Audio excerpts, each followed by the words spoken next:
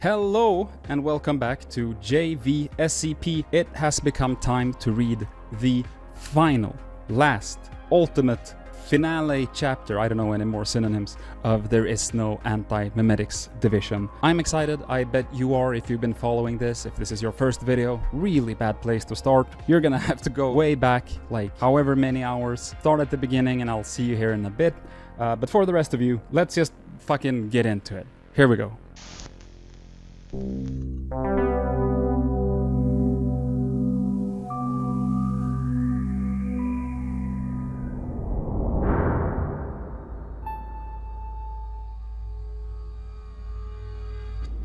Part 2, Chapter 11. All memetic horror aside, Wheeler thought Site 41 seemed like a pleasant enough place to work, at least above ground. Decently spacious, if unattractive. Offices, large windows, plenty of natural light, scenic forest views. Safe. Site 167 is a hostile, sprawling industrial wasteland. 4 square kilometers of secure containment warehousing, research laboratories and administrative offices. Wheeler is put in mind of a fossil fuel power plant. The buildings are grim, functional and aggressively unattractive. There is no greenery. The ambient noise in the complex is a harsh roaring. It was built on a flat plain and the wind races down concrete canyons and past sharp building edges. Just over half of the site, Wheeler discovers, has been erased from the face of the Earth by an orbital laser strike. There is an edge where the intact buildings and roads abruptly end, and beyond that edge there is nothing but blackened, level wreckage. Wheeler guesses that the laser shut down mid-redaction when the site's anti-memetic warhead was triggered, but he can't be sure of the exact chain of events. It doesn't matter. It doesn't significantly harm the odds. What he's looking for is below ground. Wheeler is at his limit. He has traveled too far and he's been traveling for too long. He cannot exist in SCP-3125's universe for much longer sane. It is all still happening, and the fragile responsibility of being the only one alive who can do anything to stop it is like a steadily tightening vice around his skull. He is exhausted and slowly losing his vision to bright migraines and dismally lonely. No more detective work. No more sights. This needs to be the end. Between buildings 8 and 22E there is a vertical access point, a 30-meter wide hexagonal shaft with a yellow gantry crane across its mouth.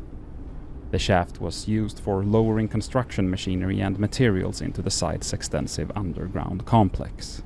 The shaft is so wide and deep that it has strange effects on the movement of air near its lip. It feels to Wheeler as if it's trying to pull him down. There are metal stairs lining the inner wall of the shaft. He descends and then follows his map into Site 167's underground complex. Unlike Site 41, this was certainly not a safe site. There are warning signs everywhere, many of whose symbols Wheeler cannot immediately parse. Very soon he begins to encounter heavy bulkheads sealed with electronic locks. Marion Wheeler's security pass opens them every time. Containment Unit S167-006103's airlock is identical to the one he encountered at Site 41, just as the architectural diagrams suggested. The only difference is that this airlock is still visibly airtight. No holes. Wheeler swipes his card through the reader with a shaking hand. The door cycles open, revealing a sterile white antechamber, stale atmosphered after years of disuse. He stands in the middle, waiting for the second half of the cycle. This is it. His heart is pounding. It's not good for him. He doesn't have a heart condition that he knows of, but how would he know? Every living cardiologist is in hell. He asks himself the final worrying question for the final time. But if you're here, Dr. Hughes, and you've built the machine, and the machine works. Why didn't you come out? He answers himself as a kind of inoculation against the bad news he knows is coming. Because the machine doesn't work. Because you couldn't build it. Because you're dead. The inner door cycles open.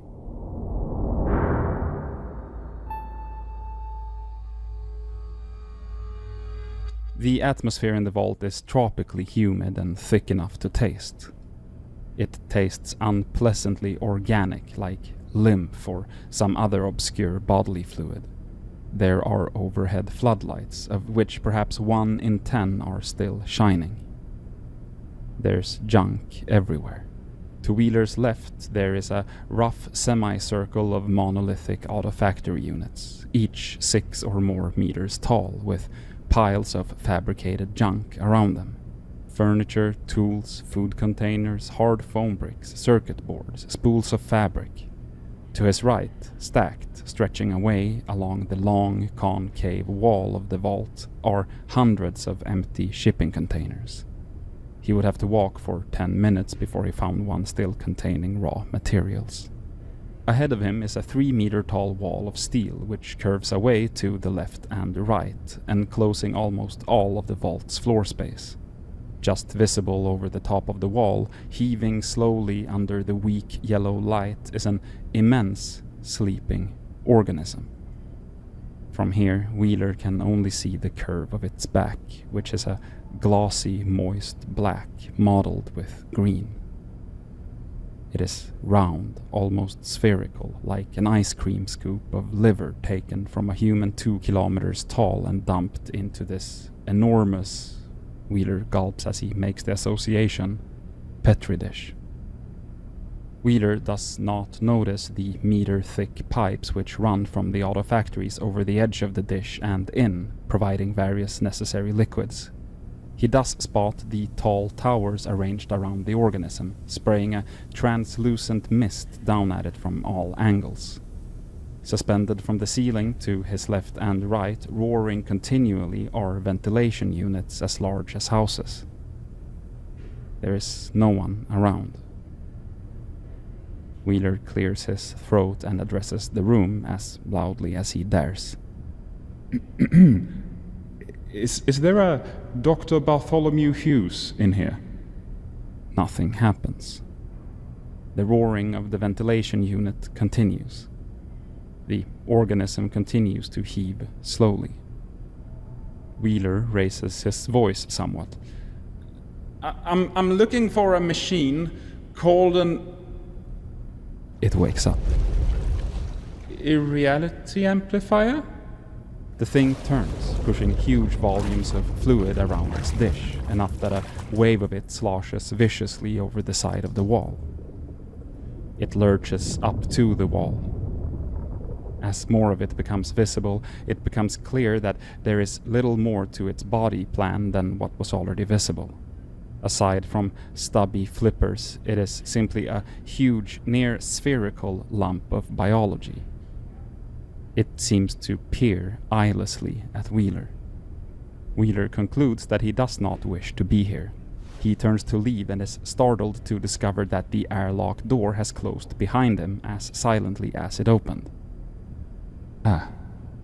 The airlock controls are to one side. He does not run for fear of attracting attention with sudden movement, but he walks over briskly and pulls out his stolen security card again. As he's about to swipe it through the reader, a stringy red web lashes out from nowhere and restrains his wrist, preventing him from proceeding. Wheeler struggles for a second to pull his arm free, but the webbing is gluey and has a freakish rigidity to it, as if there are bones inside of it. It won't let him move. He glances back and doesn't get a good enough look at the organism's body to spot where the web originated.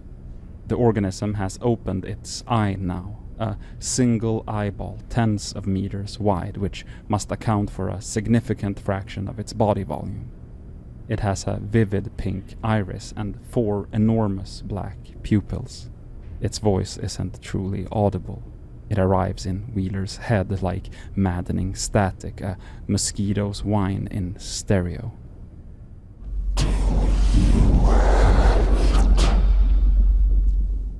Have what?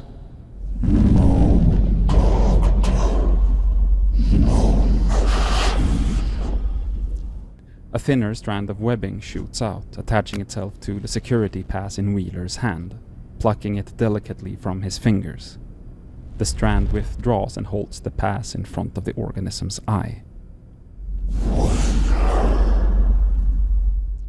Ah, Wheeler says.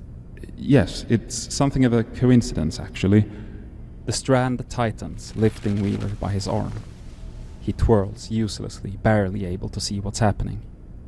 There is a blur of luminous pink, and he is plunged, screaming, directly into the largest of Bart Hughes' 4 pupils.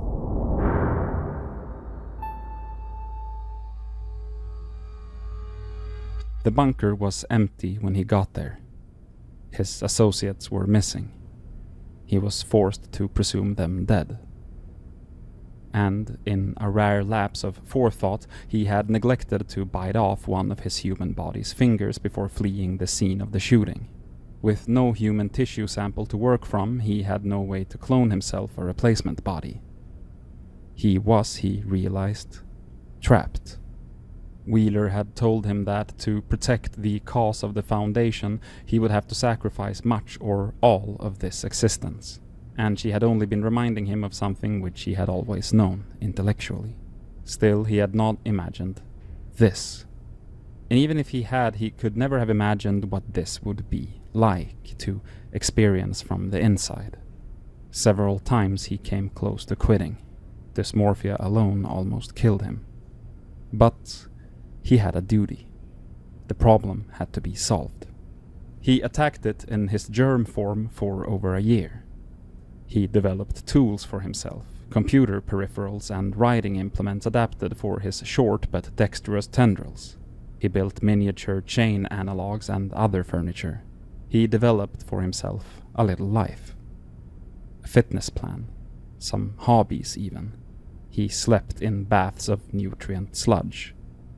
Before the end of the first month, he had proven to his satisfaction that the counter-meme he was searching for existed beyond the comprehension of human intellect. A human being's mind would figuratively burst into flames upon contact with it.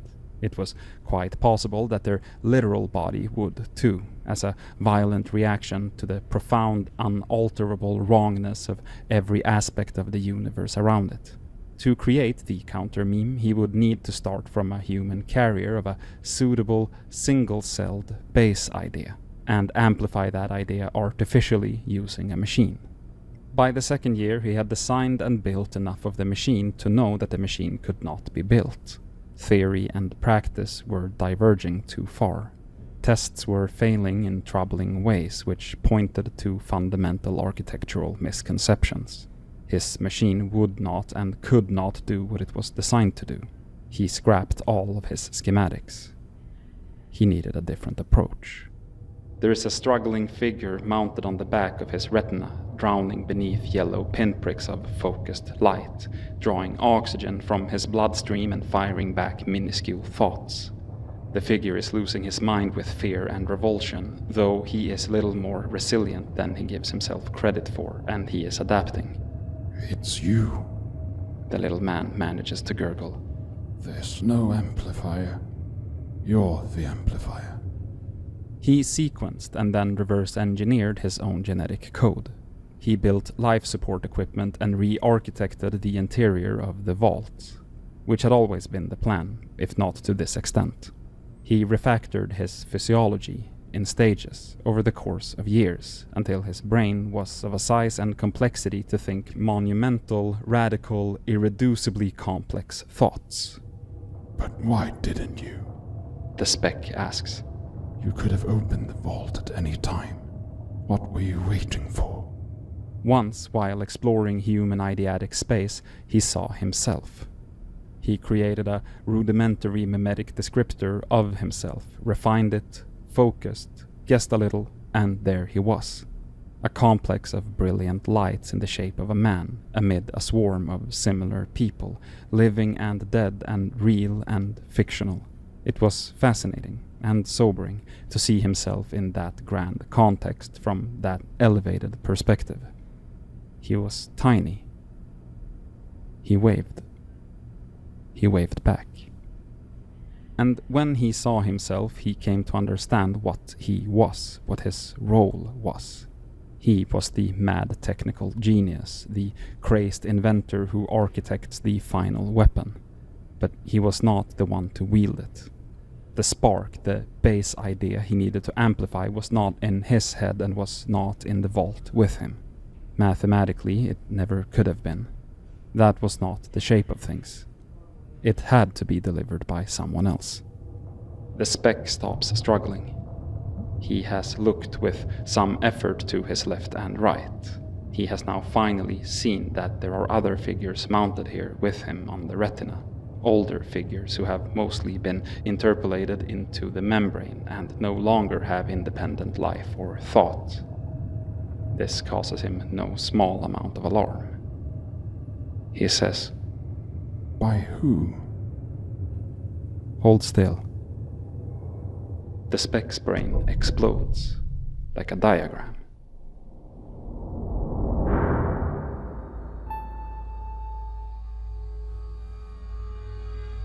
There's a forest. There's a nice big house in the forest and a garden behind the house. A trimmed lawn encircled by tall conifers. There is a rough circle of chairs on the lawn and about 25 people seated or standing around or chatting in groups with drinks and burgers, and there is a queue for the barbecue. There is a tall column of smoke rising from the barbecue. It is an outstandingly beautiful day and nothing terrible is happening at all.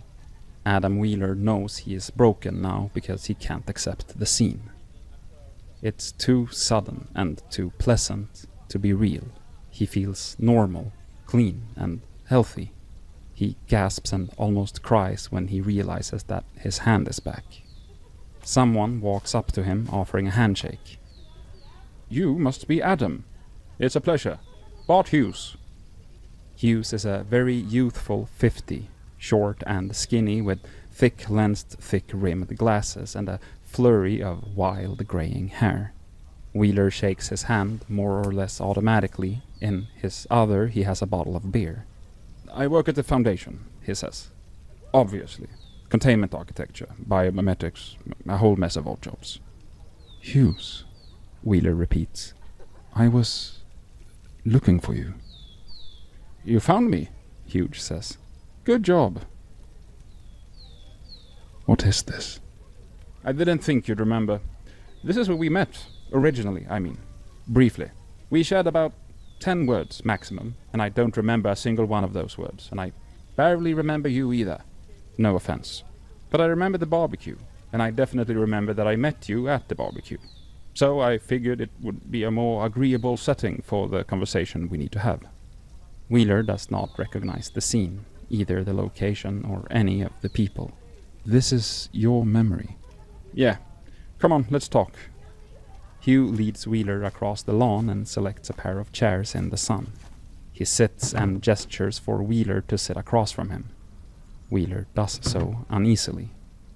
Hughes rests his elbows on his knees and gathers his thoughts before he begins speaking. Adam, you don't have the idea we're looking for. The seed for the countermeme. You're the wrong guy. You would know if you had it. It would be impossible not to know. You would feel electrified by it, driven forward by the high ideal it represented every waking moment. It's what should have brought you here. I don't know how you made it here without it. I didn't know I was supposed to bring an idea with me. There's no way you could have known, Hughes reassures him. Nobody exterior to the vault knew. I didn't know it myself until I was already locked in. This is normal. We formed these plans and something unexpected happens and the plans go out the window. And under great pressure we are forced to demonstrate creativity. Wheeler takes a deep breath. He squares his shoulders. Alright. Where is it? I hope it's in North America. I don't want to have to go all the way back to Site 41, but I will, if you can wait that long. Hughes is shaking his head. You can't do it. Even if it was that simple and there was just a place I could send you to collect it, like take out... You can't carry an idea like this. You never had that capability. You don't believe. You never had to. You're the wrong guy. So where does that leave us? Hughes turns, looking meaningfully toward the barbecue itself. Wheeler follows his gaze. There is a woman tending it, with her back to them, chatting with the people in line for food. She seems to be the center of attention. Marion. She had it, Hughes says. Well, to speak accurately, there's no singular it. It's a massively diverse space of possibilities. Millions of people in the world had different ideas which could have worked, but she was one of them. Was? Wheeler says. Yeah. She died. Hughes turns back to face him.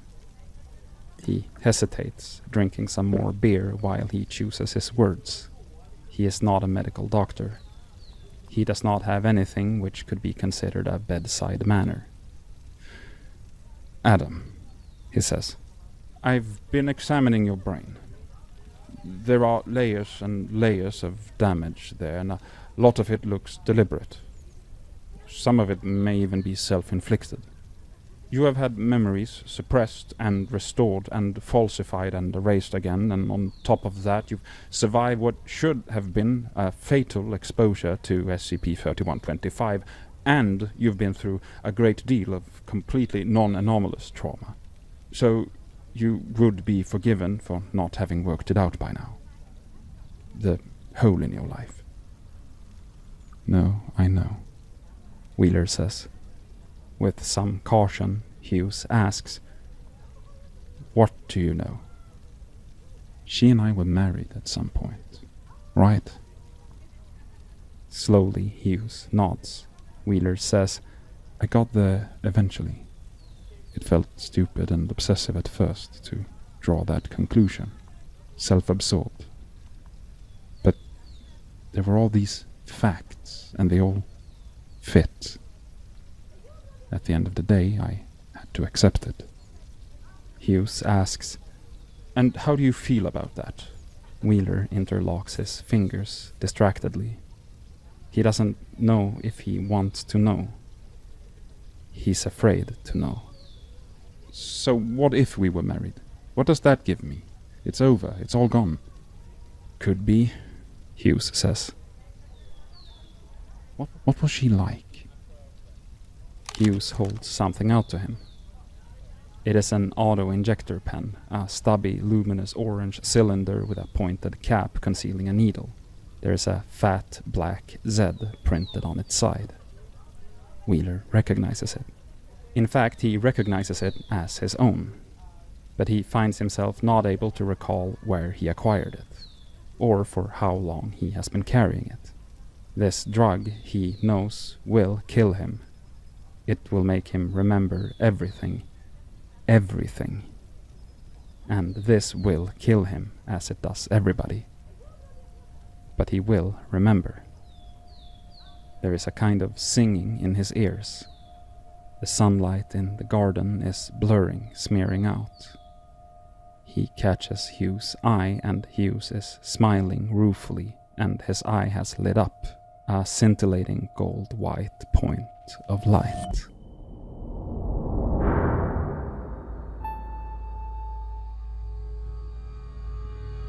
This needs to be the end. There are long, long months of fearful migraine wandering. There is the face-to-face back in the school, mediated by the late Daisy Ulrich, brief and extraordinarily painful that it registers like a gunshot. And then he is enmeshed within SCP-3125 again, complicit and actively engaged in a darkened metallic hell. The drug makes it impossible to not think about what happened, to not stare directly at what he did. Time in there is dilated, stretched to subjective breaking point by the anomaly's mass. It seems to last tens of years. And then, the chisel. And after that, for 2 years, he is vacant. He is a suit wrapped around a torn, ragged-edged hole. And then there is Marion, at last, placidly tearing herself out of his life and him out of hers. And then it's hours earlier than that, the very worst moment, his awful sinking realization that she no longer knows who he is. And then it's 2 days before that. It's 6:15 in the morning. October, pre-dawn and freezing cold. Marion is at her car door, about to leave for work, but distracted by something important on her work phone, and Adam is lingering on the porch, seeing her off.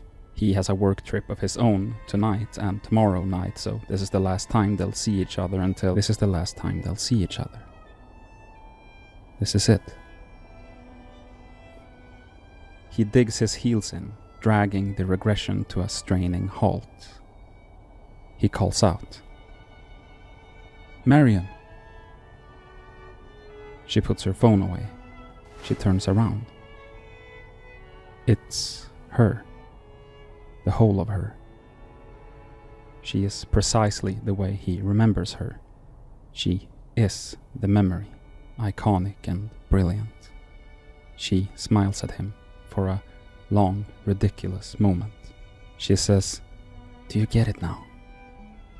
Why you kept me away from all this?" "Yes." He goes to her and they kiss, and it's a classic. It's perfect. It's everything either of them remembers. He holds her tightly and she hugs him back, head heights as mismatched as ever. He sniffs. "You've had a hell of a time." She states, "It is a simple fact." "I needed you," he says. "I didn't even know how badly. I didn't need you to help me. I just needed to stand aside and let you do the job instead. Marion, your job is lunacy. I 100% understand why you tried to keep me out of this half of your life for so long. And I will never ask about it again." She looks up at him. It looks like she's about to say something, but the pain in Adam's brain makes itself known again and he has to break off. The pain is forcing its way forward into the back of his eyes. The rate of regression is increasing again.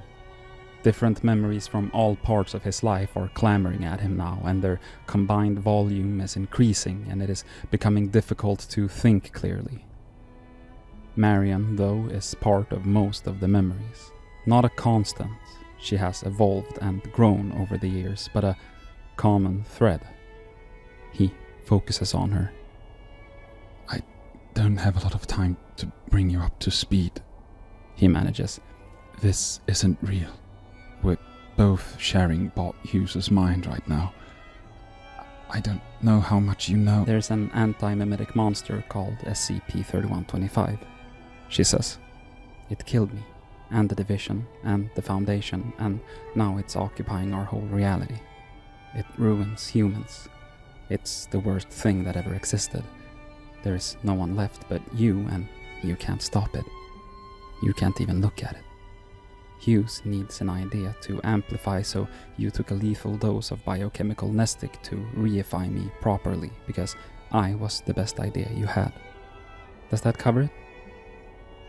Adam grins weakly with great relief. His wife has caught up characteristically quickly.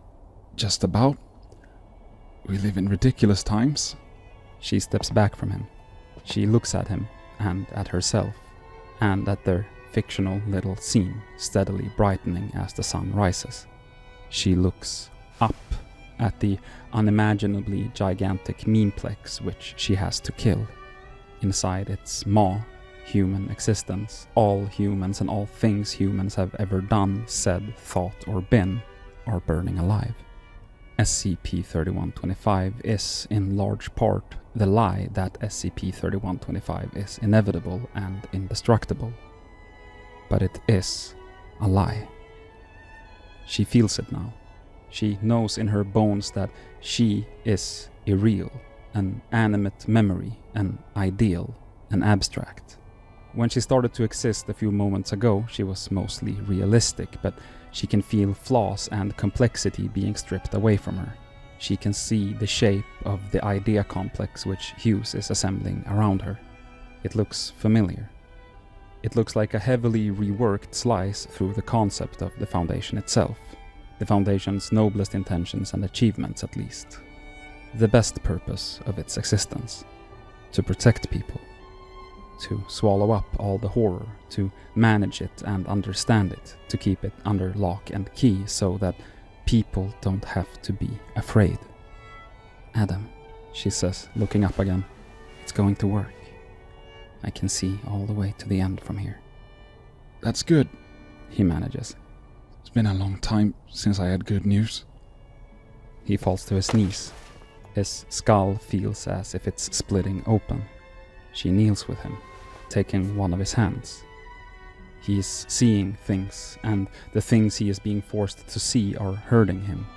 SCP-3125 has been hacking away at his and her lives for far longer than he knew. They'd lost so much by the end. He had no idea. And it's not just him, he realizes. It's everybody. He needs to multiply this feeling by billions. You've got to end this thing, he says, the pain rising to a flashpoint. It has to be today.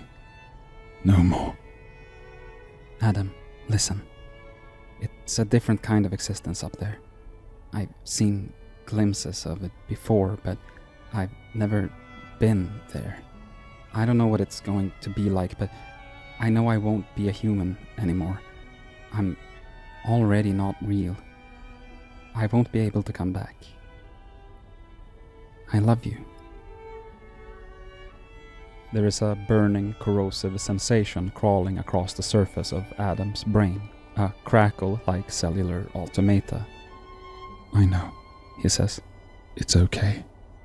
There's going to be no one to come back to. It was good to see you. I love you.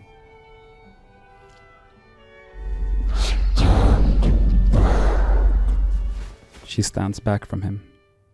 She flexes what could be wings. You used to sing, Adam says. All the time. It's the first thing that it took from us.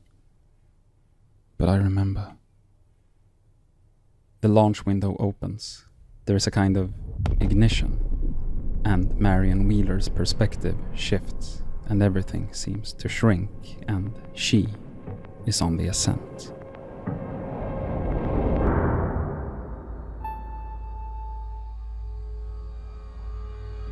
The part of SCP-3125 which was capable of communication has had its brains blown out.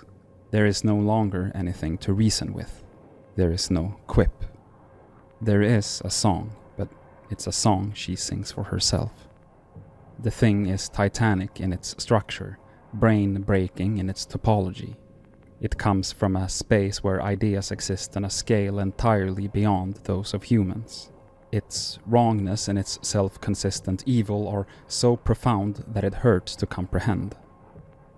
At first, looking directly at it causes stinging actinic flashes in Marion's eyes, like ionizing radiation. But her perspective is still shifting because she's still ascending. And as she ascends, ceasing to be human, she sees through the adversary and comes to understand instinctively how it is structured and how it is faulty, and how those faults can be attacked. It turns to face her. When they meet, what happens is less of a fight than it is mathematics, an equation settling at the end of a long, painful stretch of working, a blizzard of cancelled terms. In the presence of wild light, vast tracts of SCP-3125 thought to meaningfully exist prove not to. It is in the new context which wild light provides an ancient irrelevance. It folds up, limb after branching limb winking out of existence. It releases its grip on everything human, The mathematics is good. It happens in exactly the way Hughes modeled it, back in the bunker, using the memetic equivalent of fluid dynamics equations, taking thousands of processor years to simulate.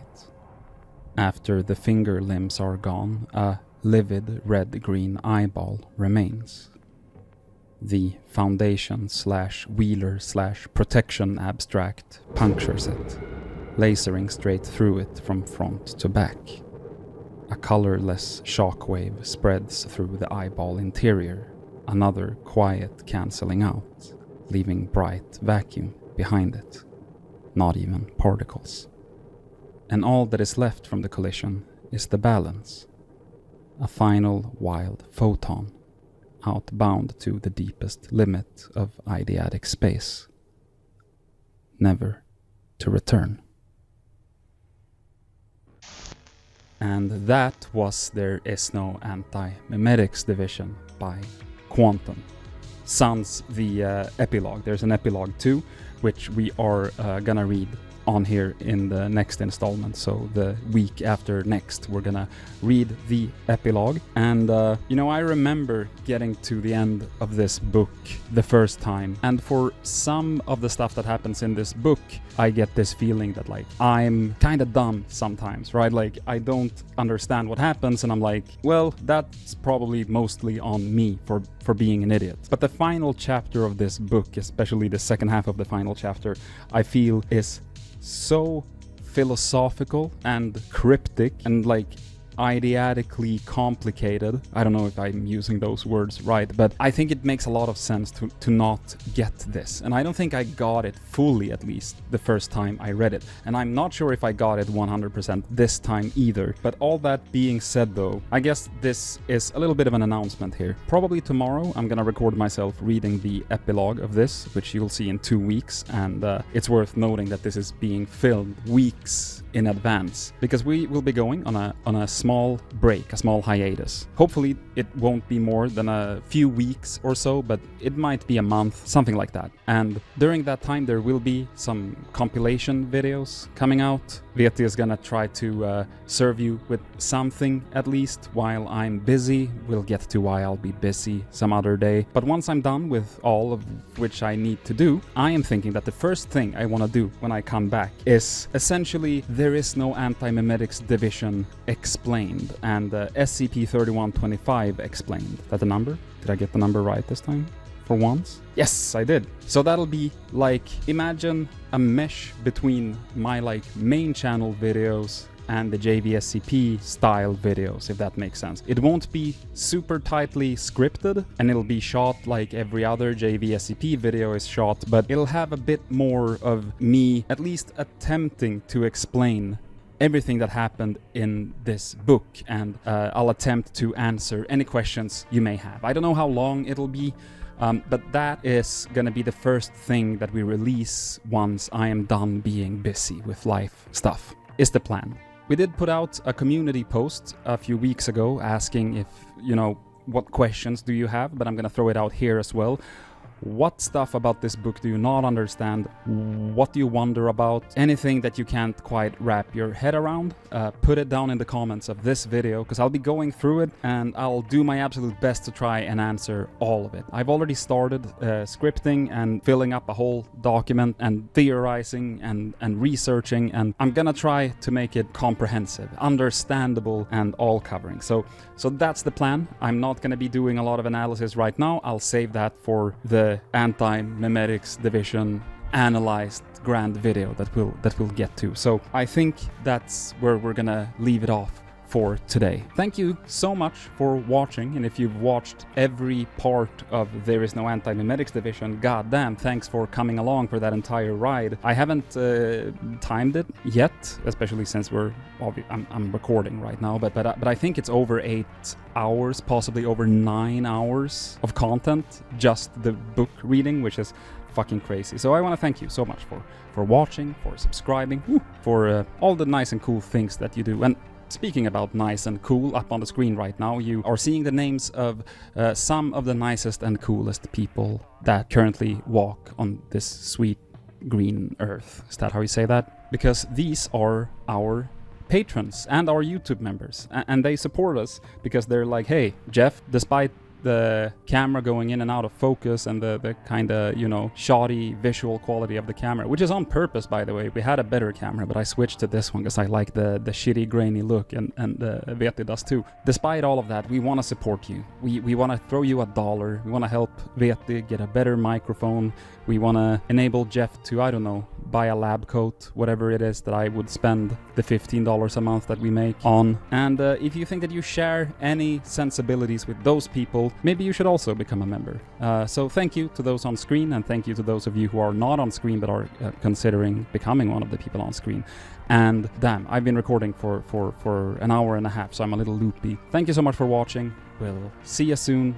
Talk to you next time. All of that good stuff. And stay tuned for JVSCP Season 2.